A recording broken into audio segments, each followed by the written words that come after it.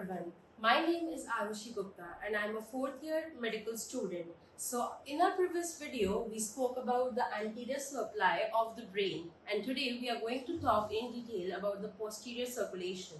So the posterior part of the brain is supplied by the vertebral artery, while if you can recall, the anterior part is supplied by the internal carotid artery. So talking about the posterior circulation, how does the posterior circulation differ from the anterior circulation stroke symptoms? So if you remember, the anterior circulation was associated with contralateral symptoms, while the posterior circulation is associated with ipsilateral symptoms.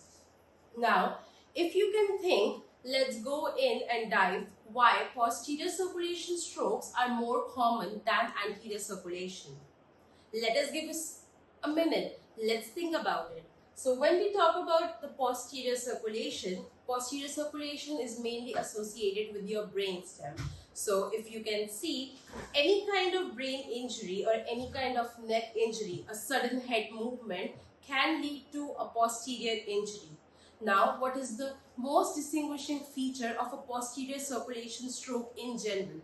It's the presence of vertigo.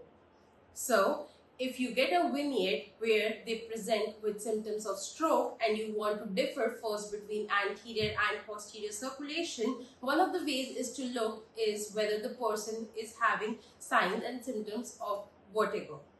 Now, let's dive deep into the three arteries which supply your posterior circulation. So we have the PCA or the posterior cerebral artery, we have the AICA or the anterior inferior cerebellar artery, and we have the PICA or the posterior inferior cerebellar artery.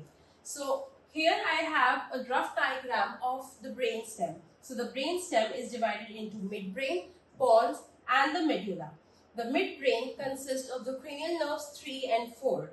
The pons has cranial nerves 5 through 8 and the medulla has cranial nerves 9 through 12. Now, each of these PCA, ICA and PICA correlate to one part of the brainstem. So PCA correlates to the midbrain, ICA is for the pons, while PICA is for the medulla. So the symptoms for these regions depend on which cranial nerves are involved. So if we talk about the PCA or the posterior cerebral artery, we see that the midbrain is involved, which means your cranial nerves 3 and 4 are involved. Cranial nerve 3 has to do with the pupils. It has to do with the oculomotor nerve. So if you have an infarction of this area, a stroke of cranial nerve 3, you are going to see down and out pupils, but the macula is going to be spared. Then talking about the ICA, in ICA, you see that the pons is involved, which is your cranial nerve 5 through 8. One of the most important nerves here is your facial nerve. So the symptoms include things like facial droop. It also includes things like your anterior 2/3 of the tongue, which is responsible for lacrimation and taste, which sensations are also lost. Talking about PICA, it consists from cranial nerves 9 through 12, and one of the most important nerves which we consider here is your vagus nerve. So if that gets destroyed, you get symptoms of autonomic dysfunction like dysphagia, hoarseness, problems with the heart rate, breathing, and so on. So as you can see, each of these segments can be distinguished on the basis of which cranial nerve is involved. There's another one which is your anterior spinal artery.